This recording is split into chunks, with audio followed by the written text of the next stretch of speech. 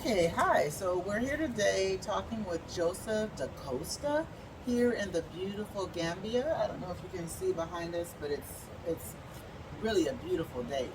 So we want to talk with Joseph about some of his projects that are happening here in the Gambia. So welcome, Joseph. Thank you. How are you doing? I'm fine today. Very good. Fine. Thank you. Thank you for joining us today.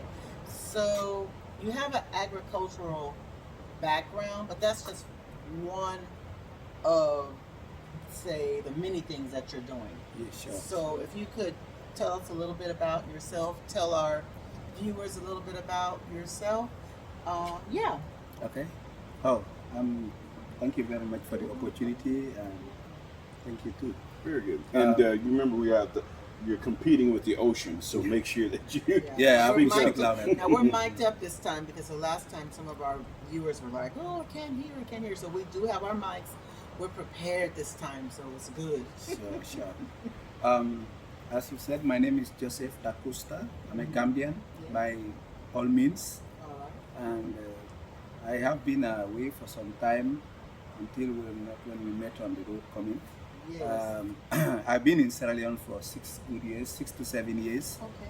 doing agro business actually, and I'm into sales of seeds, fertilizer, and chemicals. And I run a company called Salon Seeds, which is my own, 100%. Salon Seeds. Salon Seeds, yes. Okay. And if you know the meaning rather is Salon is Sierra Leone. The nickname of Sierra Leone is Salon. Oh. So I use it like Salon Seeds, so it becomes a local company owned by the people of Sierra Leone. Okay. And in this, it gives me a good brand name because it's easier for the local people to call the name, and also it's attractive. It's a Sierra Leone something. So I got this registered in 2000, and I started, of course, in 2013, but eventually up to 2014, I officially. It was registered and I started business with them.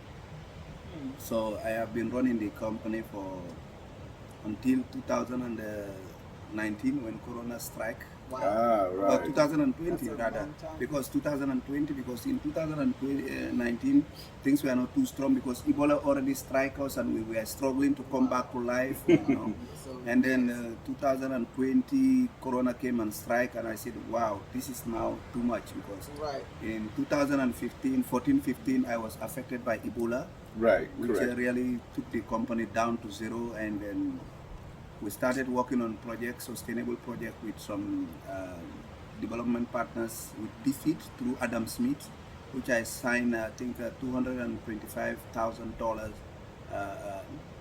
project, and on how to bring back the farmers into life by giving them seeds, teaching them the good practice farming. And this is farming in Sierra Leone. In Sierra Leone, Okay. yes. So we did that. That was during the Ebola time, and then from there, I came back to my feet and I started again. And then Corona came and struck again. Oh. So eventually, I was in Ghana when Corona struck actually because I went for a feed program, the poultry feed program in Ghana. So and Corona met me there. There was no way for me to come back because of the lockdown. I have to be there. Wow. Everything Oh, was yes. like boom. Oh, wow. So you were It was caught disaster. up in that mess. Yeah, I know, right? The lockdown. So until not recently that I left Ghana and I decided to come back to Gambia. And now coming back to Gambia, sorry Mr. Jeff, I just want to tell you briefly my intentions. One is to really run a very good poultry farm. That will be my private business. But I also want to run a private sector which has to do with, it will be like, the name I think of giving is the Gambia Chamber of Commerce for Agricultural Development. Okay. It could be agricultural or agro-business development. In this, my main aims or my objectives are going to be looking at how to improve the farmers' connectivity. Connectivity here is from the input seller to the farmer, from the farmer to the producer, and then to the consumer. Right. Oh, So that's yeah, important. that is very important because I see a lot of farmers in Africa suffer so much within my little experience that I have outside the Gambia. Most of them, what happens is they will have the idea to do farming, Right. but they will not have access to good inputs. And when you don't have access to good seeds, you could farm a very big, vast land. At the end of the day, your harvest becomes a problem. Some of them will have access to good seeds, but they don't know how to manage the crop. And then post-harvest becomes a problem for them. And this is why you have a lot of their product will be spoiled before they get to the market because they cannot preserve it. They don't know how to do preservation. They don't know how to put which container to put tomato. For example, tomato has a special crate that you put tomatoes. You just don't put them in buckets. Oh, So okay. are you because- talking about for the seeds or for the No. actual tomatoes after they're harvested? No, I'm After talking they generally harvest. after they harvest. Okay. So I'm talking generally because when you give them access to good seeds, you still have to guide them Right. as at how to do their cropping and planting. From there, how to do their harvest, and then now link them to the markets because it's very important. They cannot farm only to have everything spoiled and they don't have access to the market. They don't know because if you watch, like Gambia has a lot of hotels. Right. It's very important you let the farmers know that, look, we are not only farming to eat, we farm to make money. And let the hotel also know that farmers are in the Gambia. It is also wrong to buy outside the Gambia while we have farmers in the Gambia. And once you're able to bridge that gap, I'm telling you, farmers' life can change. And this is one of the things I want to set up in the Gambia, which I am really looking for. If you have donor partners and who really want to help in Africa, it's like an NGO sort of. Yes, I was getting ready to Yeah, ask you that. yeah, it's gonna be like an NGO sort of, just to support farmers and see that people's life change. Yes. We Okay. have an NGO or a non-profit, as Yeah, it's called that's in the it. States, but we're interested in something else. You were going to say something, Jeff. Right. So basically, that now Gambia is a, and you know this, being in Ghana and Sierra Leone, Gambia is a very small market. So, Now, is there some way, like say someone listens to this, or say if it's us or whoever, wants to get involved with helping, coming over, or get involved with some financial support, or Right. be an investor. Right. And of course, you know, an investor wants to get money back. Right. How would you say you're going to take this small market idea in Gambia and you can spread it to other places you've been, like Sierra Leone, maybe Ghana, and the other places? Have you thought about that? well, that's, to me, I will tell you something about African market. We have what we call the West African trade market. Okay. And this West African trade market is an open trade market. And that is why if you ask some of the hotels in the Gambia, they will tell you they are getting their vegetables or other products outside the Gambia. They are not getting it in the Gambia alone. Wow. So in Africa, this is possibility of investing. For example, if you plant something that is lucrative and is needed by people, Senegal can buy. Okay. It's normal. That one we are selling now. A lot of farmers are selling out to Senegal, so Senegal can buy, and Senegal is a huge market because of Okay. the population. So, in a nutshell, just to say something, here we are not compelled that we cannot export. In fact, it's one of the things that every country looks for, because as I said from the beginning, I work with development partners, and really I have some in-depth about the Ministry of Finance and Ministry of Trade, because I work with them in Sierra Leone. 90% of the government risk in terms of GDP increasement is through exporting. So they support exporting more than any other thing because that's where they can get their returns. Right. So having an investor invest in the Gambia just depends.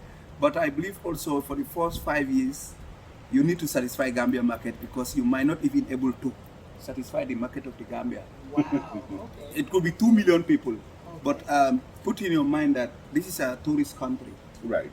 So we could be 2 million in figures, Mm-hmm. but in real sense we are more than 2 million because it's a tourist country. Okay. When we are counting, we don't count foreigners. We only count citizens. So it could be 2 million Gambians, as it would be say in statistic. But in real sense, we are not 2 million because it's a tourist country. Right. Have you ever looked at any statistics on the numbers they get per year in tourism? I'm saying outside of the pandemic, say like in a normal year. Have you ever looked into that? Well, I don't want to say something wrong here because No, you don't have to say it wrong. Yeah, If what I'm you- saying is I have not actually looked at the figure. Okay. But I used to work in the beverage institutions here in the Gambia. I worked for the brewery before, and we were the sole supplier of the beer. And my job was I was head of marketing or so. I was actually promoter first in the beginning. I was sales representative and promoter, and then I moved to the marketing unit. So I was responsible for all the hotels. I was the one who used to give them, let's say, the beers, the So fridge. you have connection and background. Yeah, so the hotels is not an issue with me because I know most of the people, prominent people who own hotels in the Gambia. I know most of them personally. And the thing is, the tourist industry, I can tell you, maybe because of the corona, this time you would have come here and then you will tell you this hotel is full up. Oh. Yeah. That's I can tell you for Gambia because Gambia is so beautiful that people like to come here because of the sun. And, you know. True. And So, look at this. It's so beautiful. looking at whatever, I think investing in Gambia doesn't have too much regret. And there is a policy, the investment policy in the Gambia is very, very straightforward.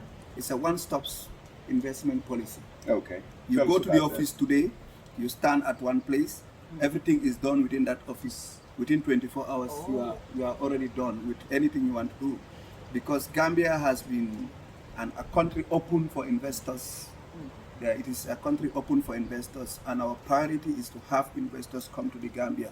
So we decided to create an enabling environment for them that they can be, they can easily come and they can do anything they want to do within the confinement of the law. Right. Okay, so I'm going to ask you a question like someone may want to know. If they invested in you, what steps would you take to make this idea grow and reach the market? You know, would you first acquire land? Would you first acquire poultry? Would you first go to some board, or do you have to get some certification? What is it that you would? No, first of all, I need to do registration, which I am going to work on in a few weeks' time, for a few days' time. I was just waiting for the holiday. I've got to do the registration, register my business, and now if any investor invests and comes in, first we have to look at the volume at which we are investing at. Okay. Because I told you, within my power alone, I would start small and grow. That's who I am. I like growing. Nice. I love to see myself growing. Okay. So I like starting sizable and grow to a larger scale. And then for the poultry, as you talk about land, because here is my country, it's not like other country I have to go and start looking for land and strainful to find where I can get land. Here is not going to be too difficult because one, my father is from a village. Okay. And there are lands there. One. Two, if in case I do not even want to go there, it's not too difficult to get land here because here land belongs to the people. It's not like you go to the government or you go to the chief. No. Here land belongs to the people. So you meet an individual and you talk to him or her and you can sell or rent the land to you or lease it onto you for a number of periods. It depends on your agreement. So land issue is not a difficult thing. So generally, a process can be done within a month and everything will be settled. Okay, and the first thing you would do would be to do what? First, you need to register. You mentioned registered, and then you need to register because even if you are purchasing a land, it has to be under the company name. Right. And that needs some legality of the company first. Because if I cannot buy a land for a business and put my name there, it has to be the business name. Okay. Yeah. And then, so after you secure the land, then what is your next step? When you secure the land now, you work on the development of the land development. Okay. But that's an agriculture. Any agricultural process starts with land, then it is followed by land development. That is what do you want to do. If it is poultry, you start building up the poultry farm. If it is planting, you start leveling the ground and start preparing the beds. Okay. For nursing or for direct planting. And just from off the top of my head, it would appear that if you're just doing poultry, that's going to require less land than if you did agriculture straight. Yes, of course, okay. yes, because it might just be a little land with a poultry house, of course, you have your borehole, or if there is no access to water, you have your borehole. If there is no access to electricity, maybe you look for solar panel, because the chicks, they need light. Okay, so some of the investment will be to pay for a borehole, and then you pay for a solar panel to run the borehole. Yeah, and also then pay for the building of the house, the chick's house. Oh, like if you're saying poultry for the chick. Okay. Chicks. Okay. So, and do you have an idea of what is an investment that gets a person started? You know, like if it was something you wanted to do, because you have some background, some experience in other countries. What is an investment range? I mean, you know, you don't have to say specific numbers. Yeah, I know. To what I said to you, I want to start small, and because this one it involves capital investment. Capital investment is because we are starting from zero. Okay. And so you need to acquire a land, depending on how much the land will cost, whether you are leasing it, you need to do the registration of the company, you need to do the buying of the chicks, the buying of the feed. Okay. And yesterday I was working on the internet. Actually, I will show you something that I saw, and which is very interesting, that you can, it's a machine you buy actually, and you can raise grass on the farm, and you'll be using the grass as feed. Oh.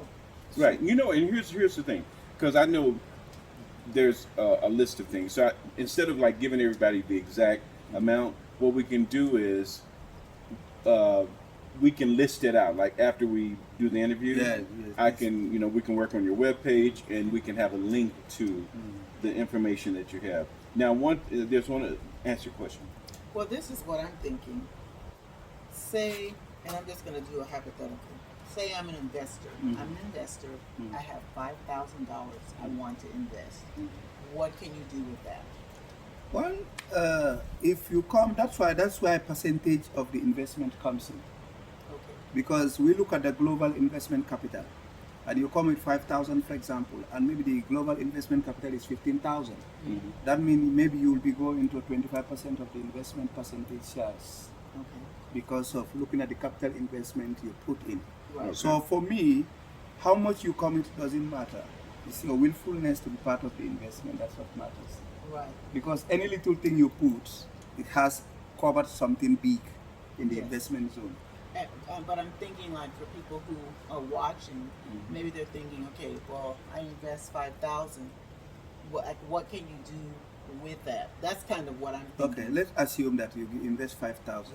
I can use 5,000 maybe in the beginning and acquire the land, or we'll go in for responsibilities, investment responsibility, and I say, okay, I'll give out a land because I'm a Gambian. I can give out a land. I can create a land for myself. I can give out land. I can do the business registration. So your 5,000 goes into the chicks, and we look at the number of chicks we can gain from that. But it's a good start. Yeah, it's a good start. That's what I'm saying. Yes. So we look at it and say, okay, we get the chicks, and then we will now see the 5,000 might not able to help us to get maybe 10,000 chicks. So why not we get 5,000 for now? Right. And use the other balance for the feed. Right. And then by the time we reach 3 months, they have started giving out eggs, and we are getting production, and we use the production return and bring in another chicks, so that when these ones are outdated, the other ones are producing, because that is what kills a lot of farmers.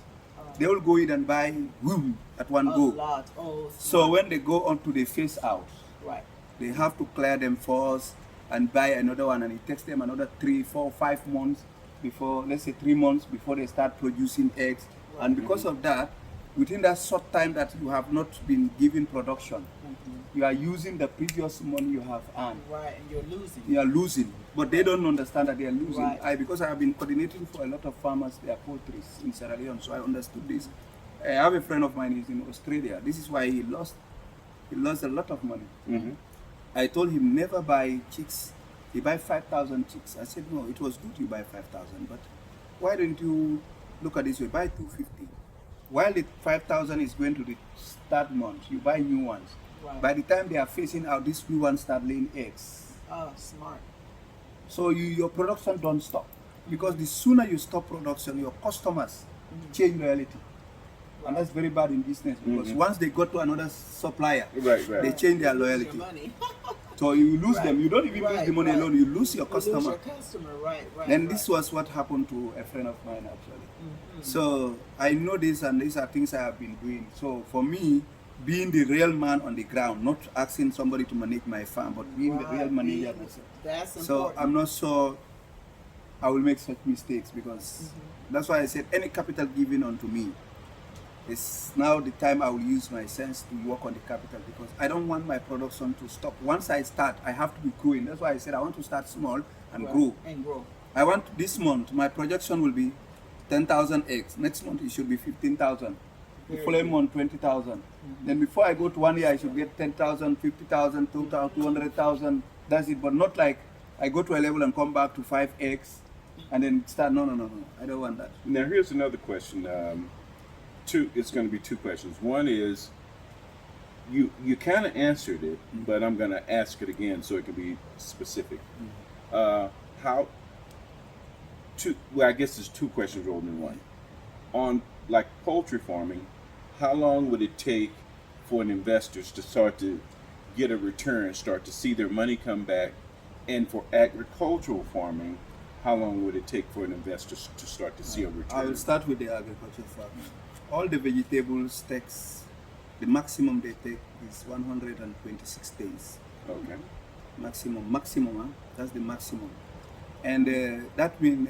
and that's giving us a good crop. Yeah, it's a very good crop, because because I was a seed dealer, I know the value of good crops. Okay. And that's the cross-breeding crop. I will never buy recycled crop.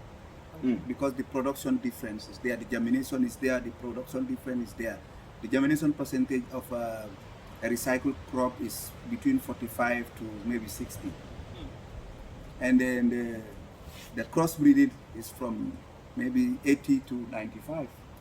So why would I go in for recycle? And the production also is like that, it's the same percentage. And for example, for tomatoes, if you are given a very good tomatoes, pepper, okra, these are crops that if you give them very good attention, you can harvest them for maybe 2 months, 3 months without stopping. Because if you give them really what they need, every day you have to harvest, every day. Okay. Now, Once don't lose your thought on that. Hold your thought.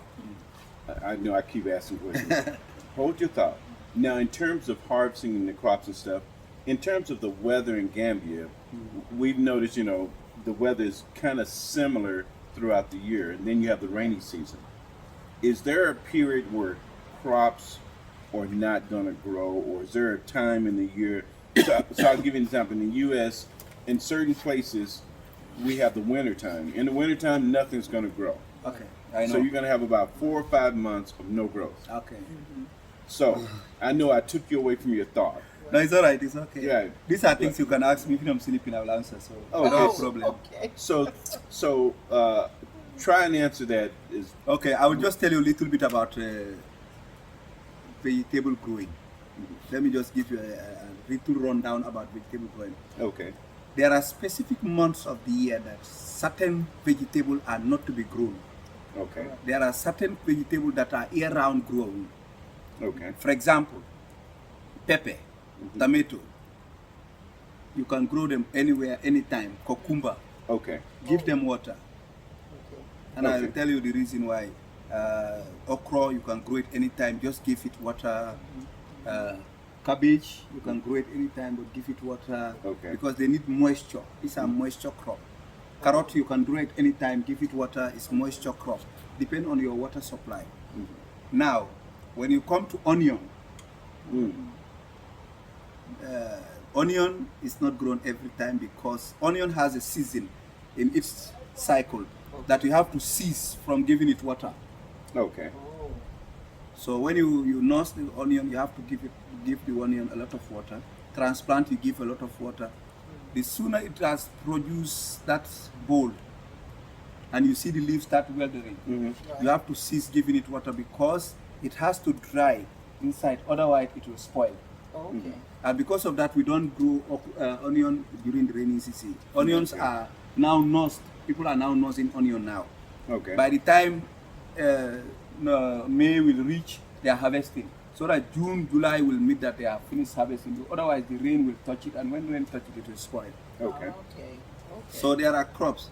So because of that, when you are also doing vegetable, you do mixed vegetable. You don't just focus on one. Right. You do Okay. mixed vegetable. And when you do mixed vegetable now, you don't stop farming. Because I know raining season, I can plant cabbage because it's a moisture crop. I can put salad, it's moisture crop. Okay. So when the rainy season reach, and that time I would have harvested a lot of onions, and they are in my store. I'm selling them now. These ones are not preserved for long. Cabbage and others, you preserve it short term. They are short term preservation.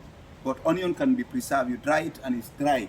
We have even now that technology has helped us. We have dryers that can dry onion, and it can take years without being spoiled.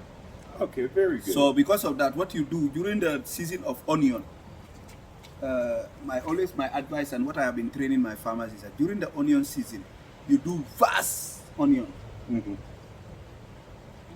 When you do vast onion, by the time you harvest the onion, it's a moisture period now. You now plant cabbage, carrot, other stuff, and then that's why in Sierra Leone, most of the farmers I train, June they are doing carrot. A lot of carrot, they are planting carrot in June, cabbage, you know. Okay. So by the time you are harvesting those ones as well, that means that you are selling also the onion is being in the market. So you don't sit and wait for this crop to go to the market before you make money. So the money of the onion can be supporting you to raise these ones. By the time the onion finishes in your store, these ones are on harvest. Okay. And you are selling it again. So Okay. the onion is being replanted again.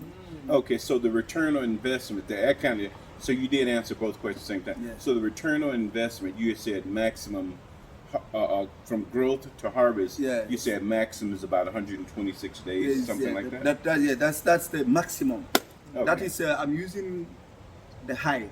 Okay. I'm not using the opinion because it could be, some of them are 66 days, okra is 66 days, I think so, and most of them are between 60 to 90 days. Okay. But why we give that long period? Because you harvest, you go to the market, because you cannot tell an investor that today, and then when today comes, you say, no, wait, tomorrow I have just supply. So that's why we give that long period. So that time you have done your sales and finish, and do your calculation, and then it's easier to say.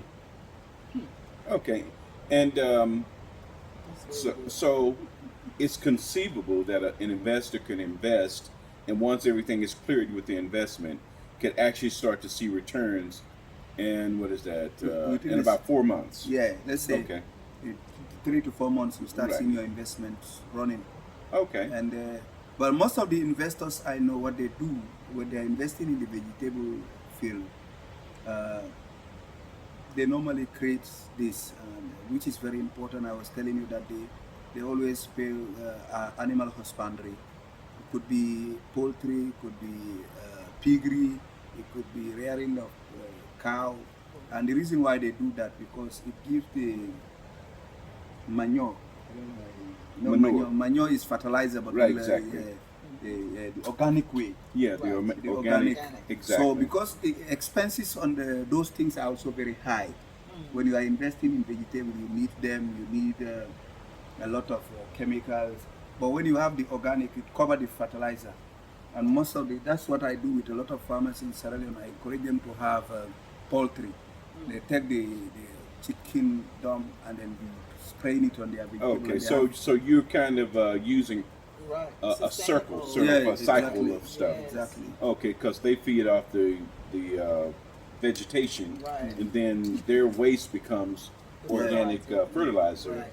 for the other thing. Yeah. Now, here's the other question: is once someone looks to invest in you, now we know that people are going to have more questions, and we're going to put your information in the link. And before we stop, you know what? Before I ask this question, first give one shout on how to reach you. Okay. I am reachable on my email, which I will give you and you'll post it, and also my WhatsApp number, which is the Gambian number. You can give it, and I'm going to place. You Okay. can say it if you want to. Oh, do you want to just? We'll just put it in the link. Yeah, we're gonna put because it I in. know you just changed numbers. I so- just changed numbers. So we'll put but it in we'll the get link, it. in the Okay. description link. And because, like I said, people will have more questions, and they're going to want to find out. They're going to want to look at the numbers. So, if someone chooses to invest, how does are they protected?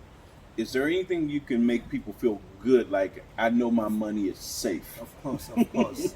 I don't want any investor to invest with me directly. That's the first thing. And there are legal implications on that. And you know, every human being, the first thing you should avoid is your prestige, your personality.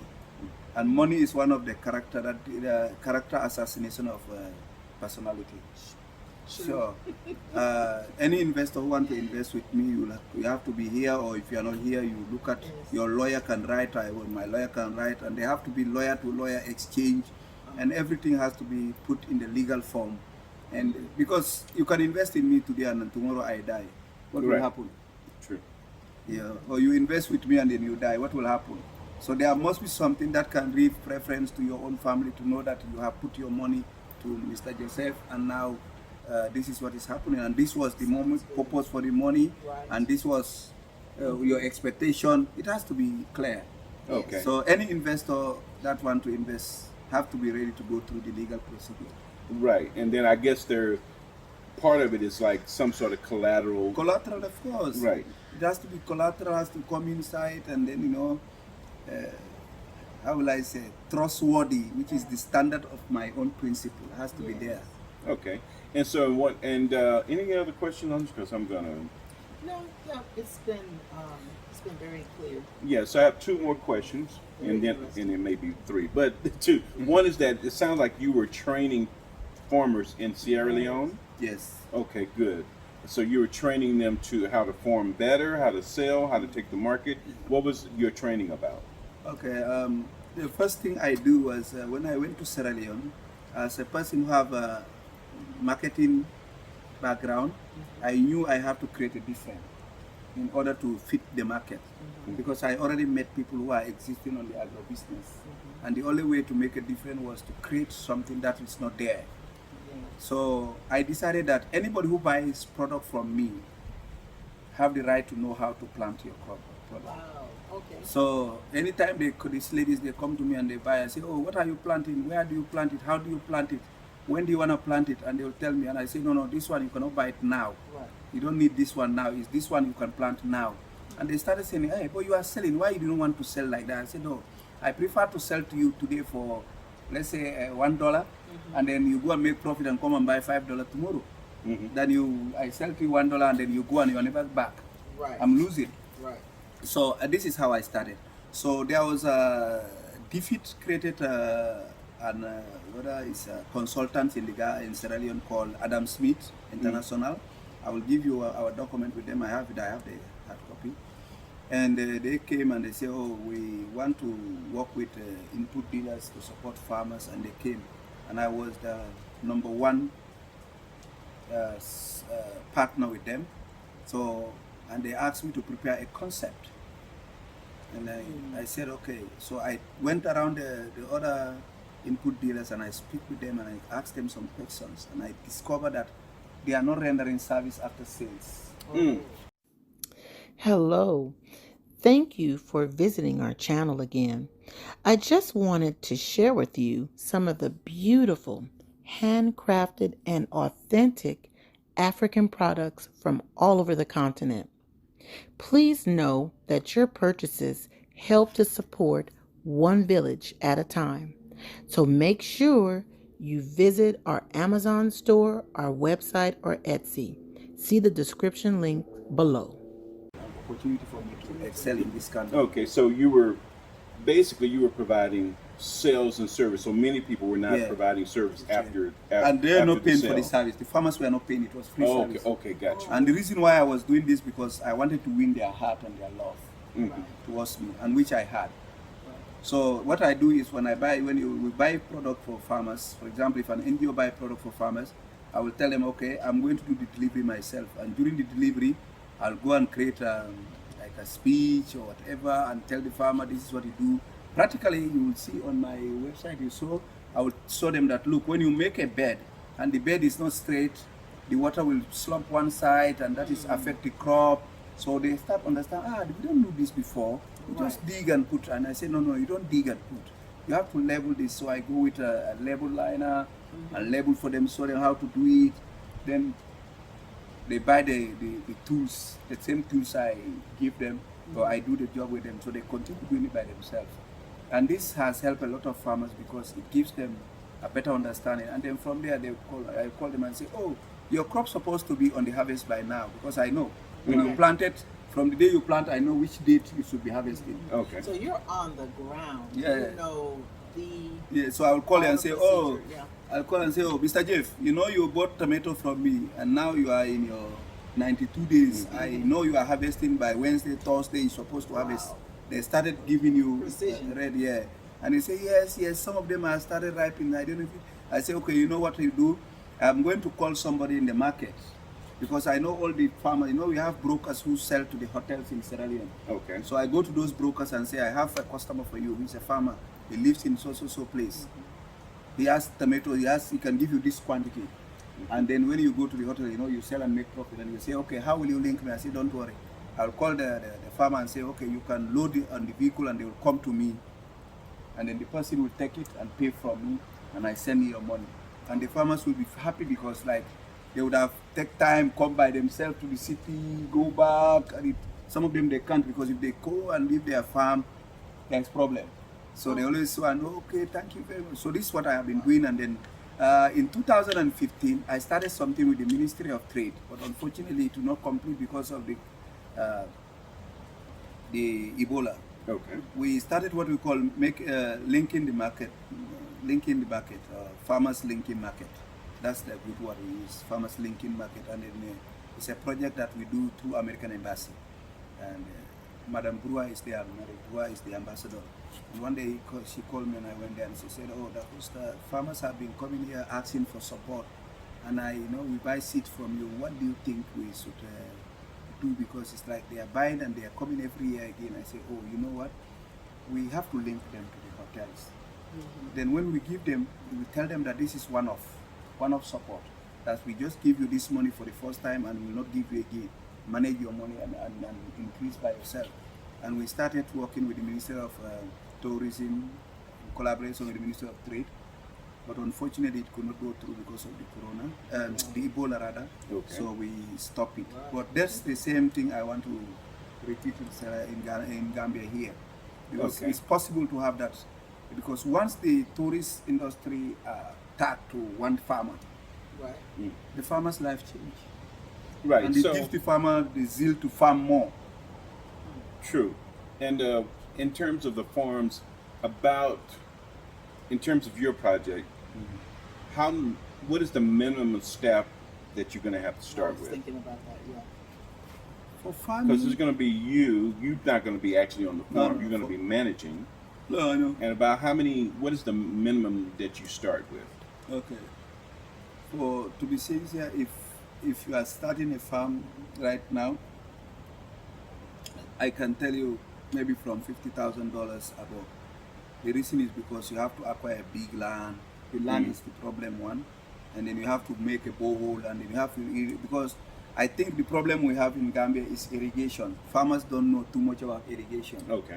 And irrigation is the only thing that can support you. It makes your farm be like a rainy season farm. Whether in the dry season or rainy season, you still enjoy planting anything you want to plant.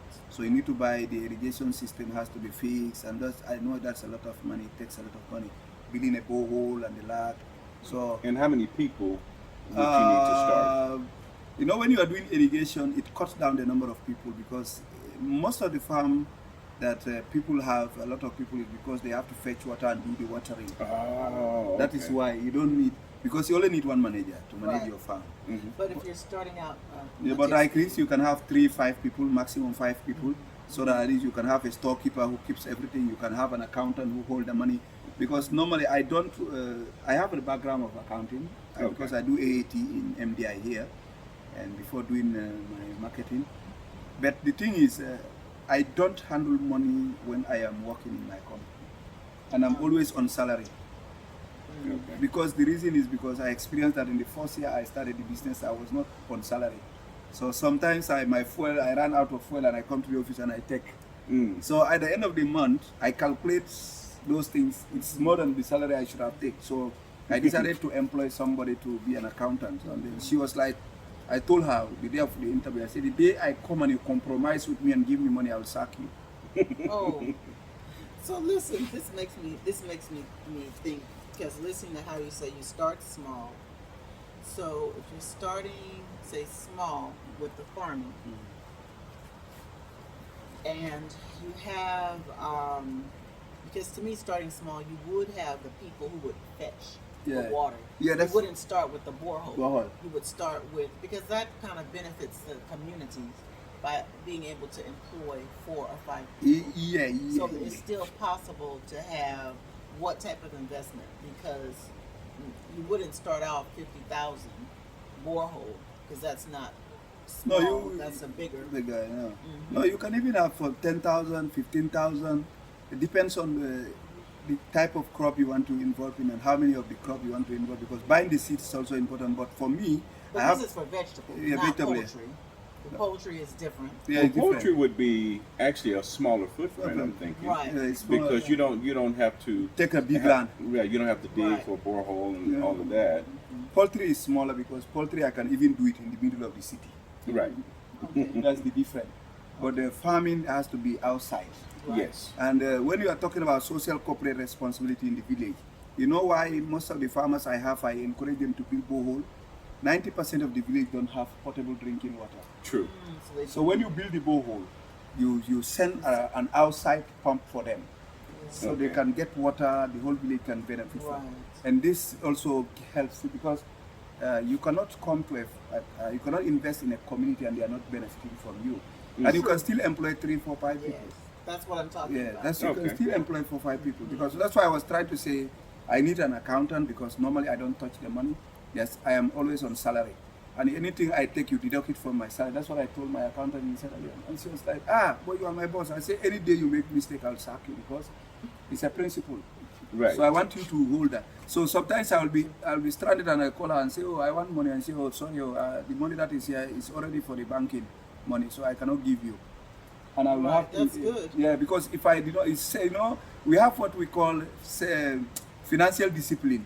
If you don't have that, it disturbs your life, and that's one of the things that is disturbing a lot of investors, young people in business who are into the business, because we don't know the difference between cash flow and profit. Oh, yeah, that's another we don't know. Video for So another let me ask you this now on the land, because in terms of agriculture, in order to make some money, you have to have a lot of land. Okay, so how many acres would you say would have to be to start? Would you say 20 acres, 50 acres? How many? When you talk of this vegetable, I'm still telling you something. I want to do the combination. Anybody who invests in me, I'm going to do both vegetable and poultry. Okay, so now let me ask you this. So go ahead. I'm sorry. So for the land, it depends. We can start with a sizable land and be growing, because you see in the community, once they see that this is a good person, you can always increase your land. Right. So now, is there a way to not have to buy the land, where you can just kind of lease the land, or if you're going to do a borehole that supports the community, isn't that a possibility that you can work with the families so that you don't have to buy the land? You can just kind of work the land. That's what I was saying. Contract. They have a contract for a few years or something like that. You can lease. That's land lease. Right. Okay. You can. It depends on how you talk to the people. But the reason why a lot of people want to buy land, people are very funny. That's true. They're funny. Oh yeah. They will allow you to come and then say, no problem, we are the same. After all, you are bringing development to this community. When they see you are making money, they will say, oh no, we could have do the same thing. Why do we allow him now? He's making money on our land. And it's not giving us. That's why you gotta buy it and seal but when you buy it and it's on the company's name, any day they want to shake. Don't put it on your name, no, because if you put it on your name, it becomes personal property. But when you put it on the company name, it becomes an agricultural land. Okay. So the government tomorrow, in case you go to anywhere, they will know that this is an agricultural land, because when it's an individual land, they have specific criteria that is laid down, that they will tell you that the land should not be more than this. Oh, okay. Okay. But if it is an agricultural, it can be from here to infinity. Right. Okay. Okay. That's good tips. Good tips. Okay, very good. So you know, we could go on and on and on. Right. We've kept you here a long time. So what we're gonna do is we have to have links. He's gonna website. show us his to his website, and he'll be working on maybe a plan, a business plan that you can look at to see how the money is spent, Yes. how the money is invested, the land that you're likely to get, how you get your money back, how the legal system works. So those are the things that anybody would want to know, so to invest, so that they can feel like they're secure. Even though we trust you because we Right. know you, Absolutely. but you know, Sure, other people sure. have to have something. Sure. But anyway, so that's it. So anything else? No, just thank you for joining us, and remember to like, make comments, and subscribe if you want to see more videos like this. So, Joseph, we thank you for joining Thank you us, too. and we hope that Thank you to the viewers. we can do that good. A lot of good will come out of this. Okay, until next time. Goodbye. See you later. Right.